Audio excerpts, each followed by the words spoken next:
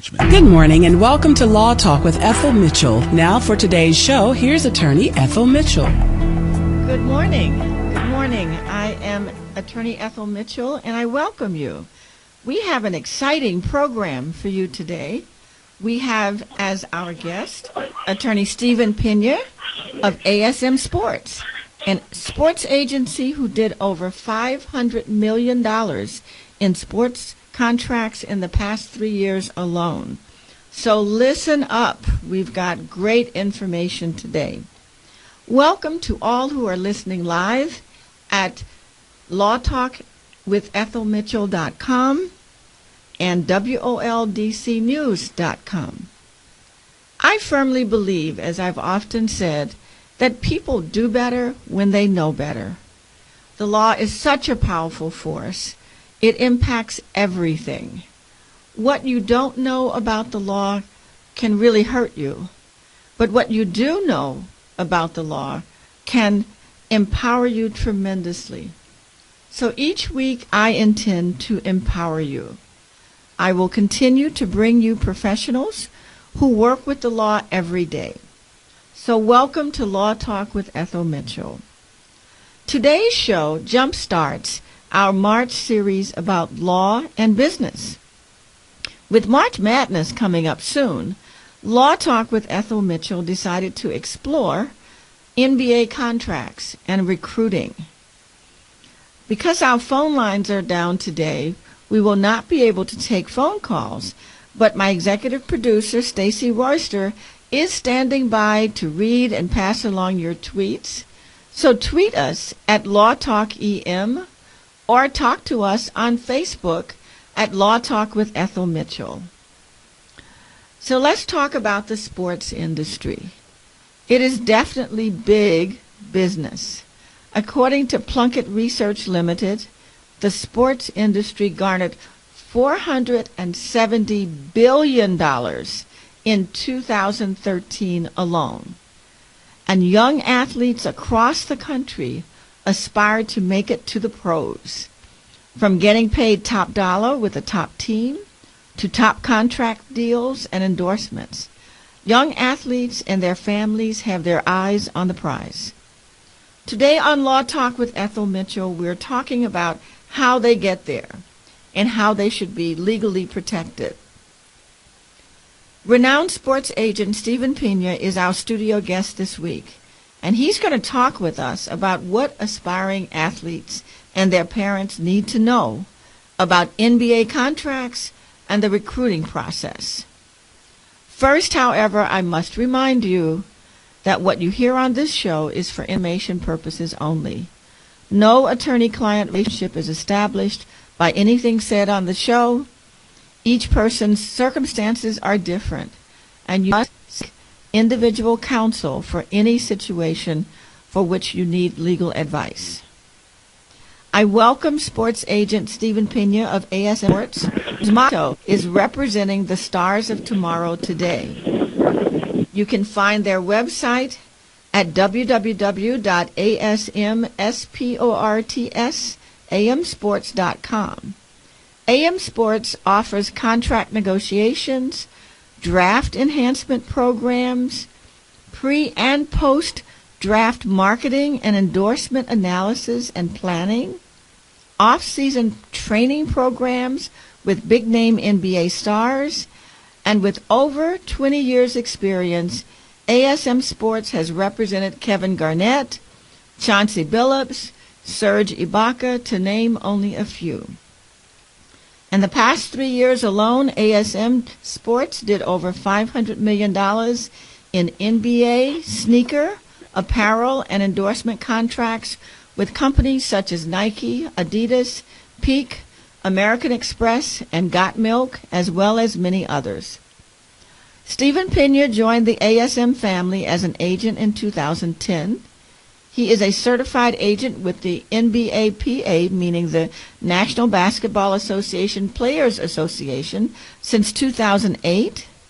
Stephen brings over 10 years of contractual experience in both sports and entertainment law. Stephen is known for his passionate approach with his clients while negotiating and representing them with the zeal of an athlete. Stephen was an All-American track and field athlete at the University of Florida. Prior to and since joining ASM, Stephen developed extensive relationships throughout the NBA and Europe. He graduated from the University of Florida in 1998 with a degree in criminal justice and sociology and Temple University Law School in 2001. Stephen, you just came from New Orleans and the All-Star Game, didn't you? Thank you for joining us. Thank you. How was that? My goodness. Well, thank you. First of all, thank you for having me, and I really appreciate and take my hat off for what you are doing.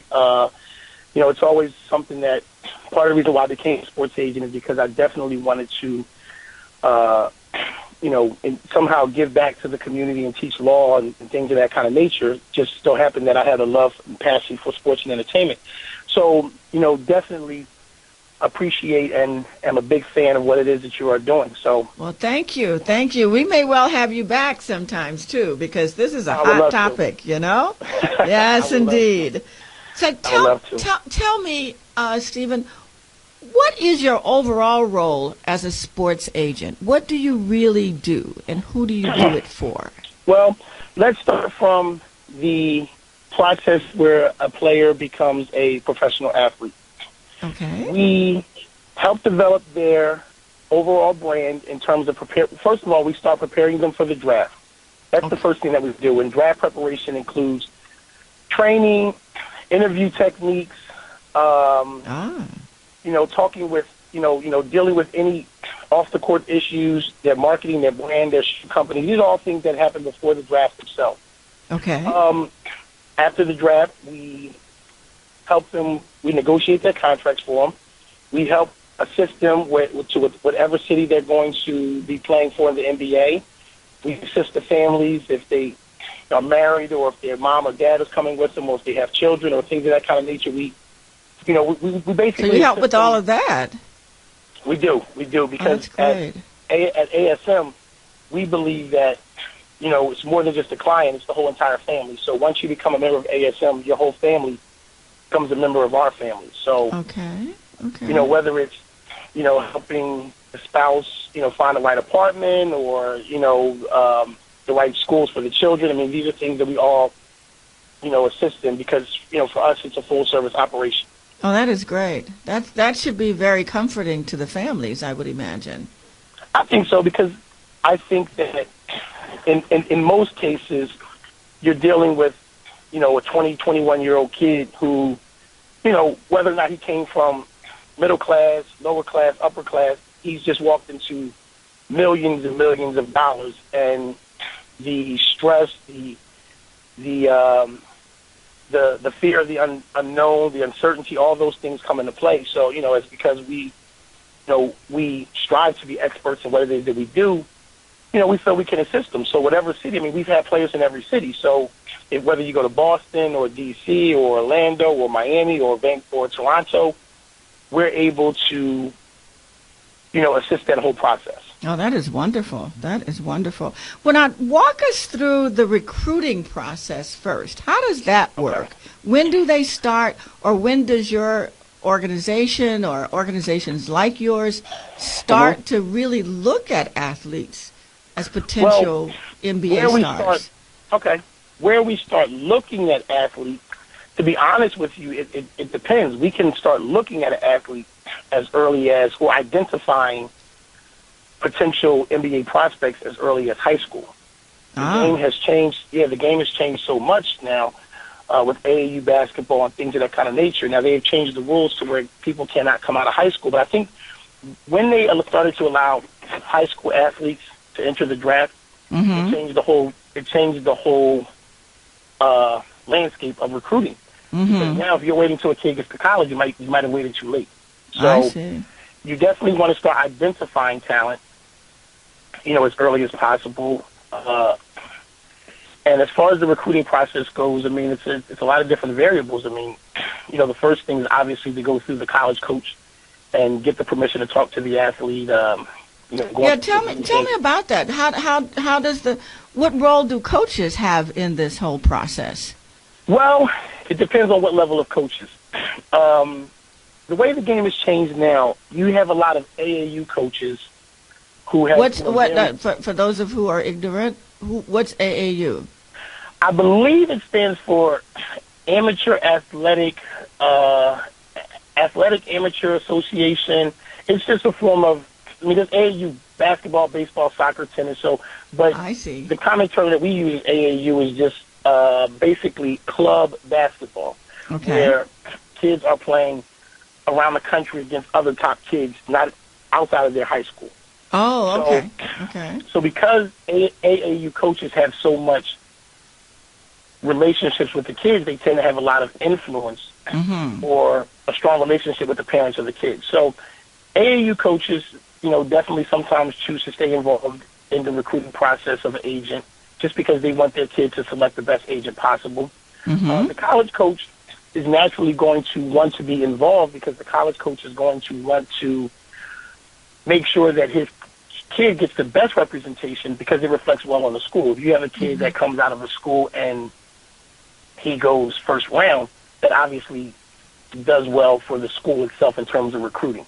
Okay. So the college coach is very, very instrumental and has a vested interest in who the player selects as the agent as well. And then obviously they're the parents and the kids themselves. So, the recruiting process can take you in many different directions because it's all predicated on who actually has the influence and who is able to advise the kid on the selection process. Because I don't believe that any 20-year-old kid is equipped, no matter how intellectually gifted they are, is equipped to be able to make a decision on who's going to represent them for the next 10 to 15 years of their career. So you should have advisors and people around you. Well, Stephen, I've heard that sometimes there are scandals in programs and kids get involved with people who are not of the best character or not have their best interests at heart. Can you tell us a little bit about that? Well, I would say it happens, that is something that happens. You'll have people who don't have the best. I think the most of the times when that occurs is when an individual is looking out for his best interest as opposed to the best interest of the child. Many people see these young kids, and to be honest with you and talk frankly, predominantly in the inner cities, these are kids that people look at as walking meal tickets. So, these are people who don't really have, a law background or a business background or education background or anything advising these kids, and it's all based off of self-serving interest. So I see. Yeah, those things do happen, and it's not good. Unfortunately, it's a part of the business. But but you told me something. Yeah, when we were talking that there's a common misconception that most kids who are playing professional ball come from underprivileged backgrounds. Is that true? Tell me about that. Well, it's funny that we did talk about it, and there was just a recent study. I don't have it handy with me, where it basically talked about, despite the myths that the majority of African American basketball players come from the inner city or single moms or things like that, that's not true.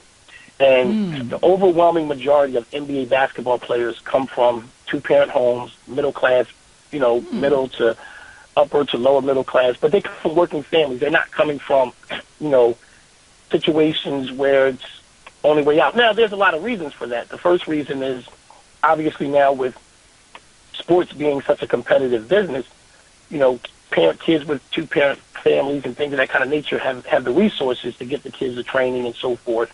And then also, you run into a lot of kids who academically aren't able to make it. So those kids, unfortunately, get pushed through, aren't getting pushed through the way they used to back in the 80s. So, the majority of kids that are going to college are kids that are coming from that are actually doing well in school. There's a lot of strong African-American kids who are really doing well in school and are really, really doing well on the court and, are not, are defying all the stereotypes of what they think about basketball players. There are a lot of strong males out there who are doing it the right way and come from strong families and support systems. Good. I'd like to see that talked about more, quite honestly, because a lot of athletes are really smart, very smart and very well educated as well. Yes.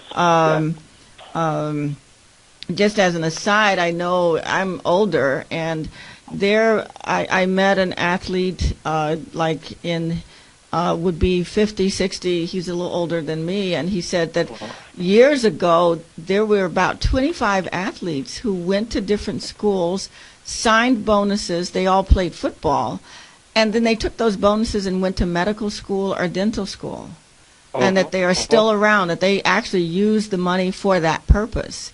And so that stereotype needs to be disabused. Okay, so let's go back to the recruiting and the contracting process.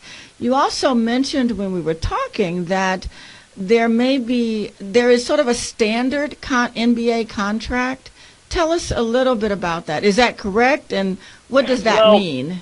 Okay, so yes and no. So what happens is the NBA is governed by a union, the NBA Players Association. And what they did was they developed, because there's a union, they developed a collective bargaining agreement. So there's certain terms that are already pre-negotiated as a union. Okay. So now the first round of the NBA draft is all slotted. So if you're the first pick, if you're the third pick in the draft, you will automatically make more than the fourth pick and less than the second pick. And it's all slotted. Okay. So there is room for negotiation. You can negotiate between 80 and 120% of that value. So, for example, if the base value is $1 million, you can negotiate between $800,000 and $1.2 million. Okay. So that's wiggle room that the agent has to negotiate on the first contract.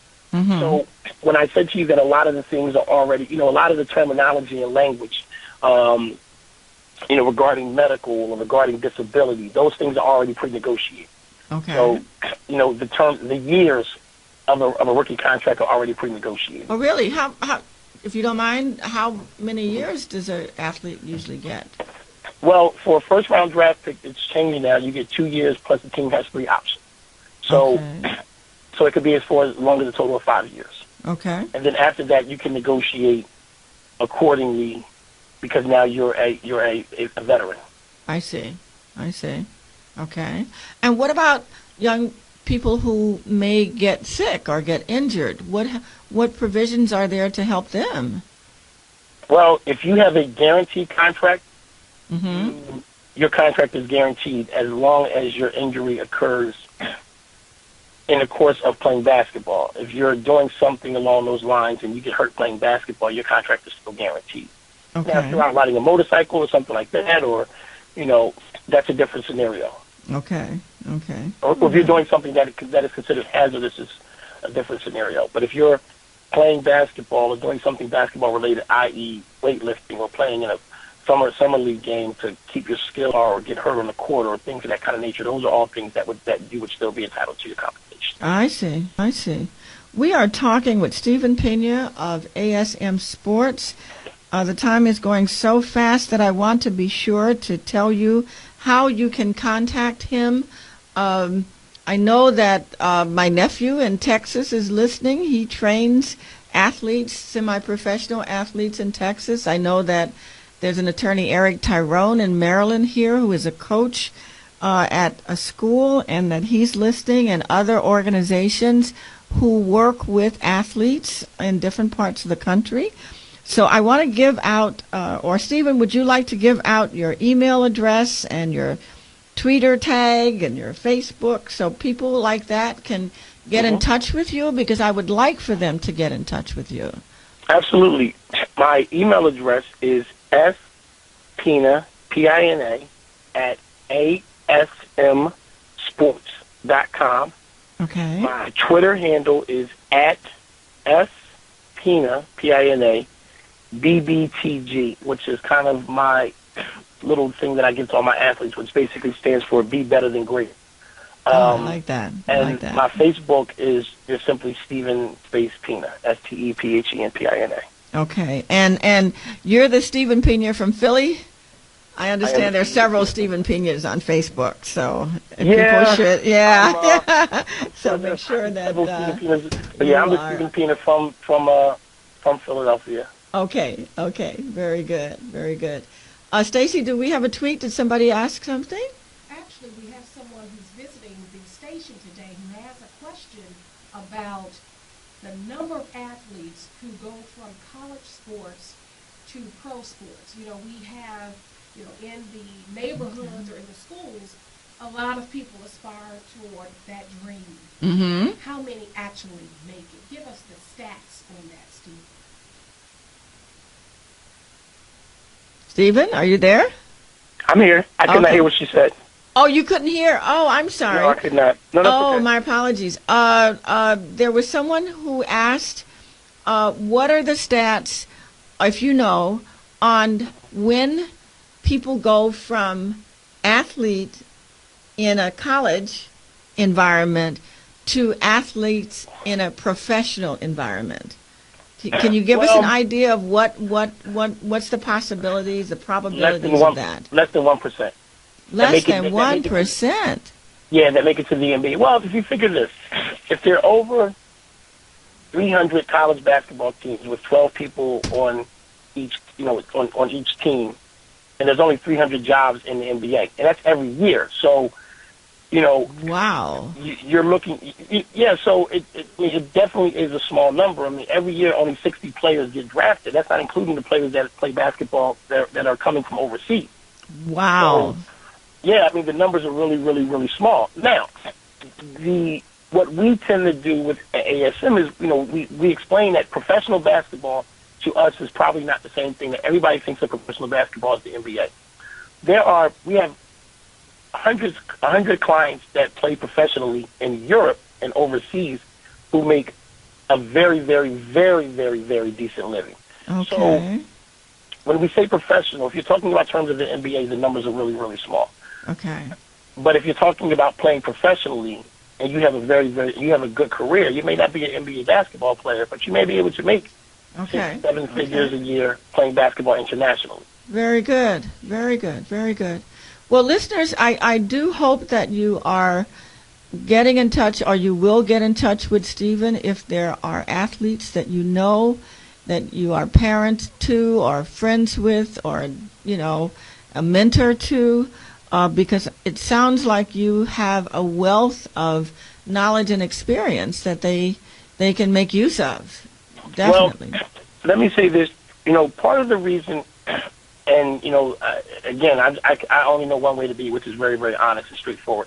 Part of the reason why I became an agent is because I got sick and tired of seeing, and this is my honest opinion, inner cities. I'm an inner city kid. I'm from North Philadelphia. Seeing predominantly black athletes not get proper representation or properly advised, and it stings because for a lot of kids, that is their dream.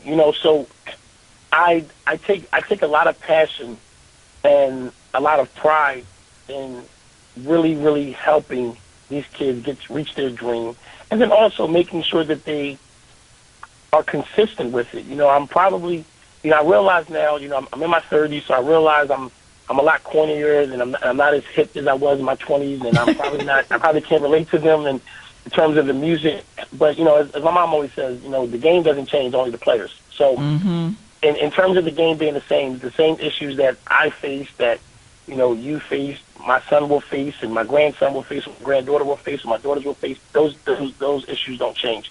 But the reality of it is that the education has to continue, and we have to continue to educate our people about these opportunities, because they don't come very often. And for every person that you can name that's a Kobe Bryant or a LeBron James, I can probably name you 15, 20, 200 kids who probably had the same amount of talent, but just did not have the resources or did not have the proper guidance or things of that kind of nature. There's actually a documentary that I would advise your listeners to watch. What is that? There's a documentary called The Lenny Cook Story. LENNYCOOKE.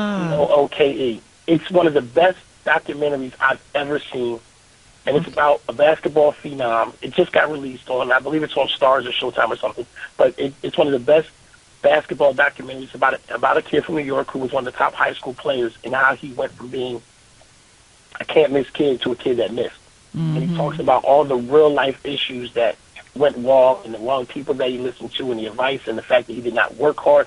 All these things came into play. I had my son watch it, who's a 12-year-old basketball phenom himself, but I just think everybody should watch it because it really gives you a perception. It really gives you a good perspective on the realities, the pitfalls, because everybody goes through them, but the more information that you have, the better, I would say. Oh, that's great. It sounds like you are very committed to giving children, or I shouldn't say children, young men and women, proper guidance, which is what has been missing in the past. Yeah. Yes. Yeah, absolutely. I mean, I've had some strong mentors in my life, and that was what was embedded in me. I think the same thing should apply. I was fortunate enough to play sports at a high level in college and was All-American and did all these wonderful things. But, I knew at the end of the day, in my sport it was going to come to an end. But I saw a lot of athletes from my school and from my hometown that did not, that things took the wrong turn. So, yeah, absolutely. I mean, that's something, that, I just believe in definitely trying to give back in ways that I can. Uh-huh. Well, I thank you so much for being a guest, and we may well ask you to come back because people are very interested in this subject. It is one of the biggest businesses in our country, and it's huge in our community, certainly. Well, I would love to, and I mean this sincerely, I would love to come back. I mean, I didn't realize how fast the half an hour would go. Yeah, it just goes so fast. It really does go very fast. And we here at Law Talk with Ethel Mitchell will continue to bring you programs like this. I would very much, I'm sorry we were not able to take calls, but I would very much appreciate it if you went to our Facebook page, Law Talk with Ethel Mitchell. If you would contact me at 202-772-1988. My particular expertise in law is in wills, trust, estate planning. I do probate work. I do power of attorneys. I try to help people of all ages secure their legacies, secure themselves while they're alive, to make sure that they are protected if, God forbid, they get sick or they, have an accident, they become disabled and are unable to manage their own money and their own affairs. So please contact me. I'm Attorney Ethel Mitchell at 202-772-1988. My law website is willsandtrusts.net. That's willsandtrusts with an S on it, .net. Again, I thank you, Stephen Pena, so much. I encourage anyone with a potential athlete or a child who wants to be a professional athlete to get in touch with Stephen Pena. And I thank you again for appearing with us today, Stephen. Thank you so much for having me. And I am a fan and am a listener and will continue to listen because there are a lot of other aspects of law, not sports related, even particularly with your area expertise, and I think that people should really listen to and extremely excited and wish you guys continued success, and I'm looking forward to being on your show again. Thank you very much. Thank you very much. Tune in next week and we'll continue talking about business. Thank you and have a good day. You've been listening to Law Talk with Ethel Mitchell. Be sure to tune in next Saturday at 11:30 a.m. for another informative broadcast. To reach Attorney Mitchell, you may do so by calling 202-772-1988. That's 202-772-1988. Or log on to her website, www.lawtalkwithethelmitchell.com.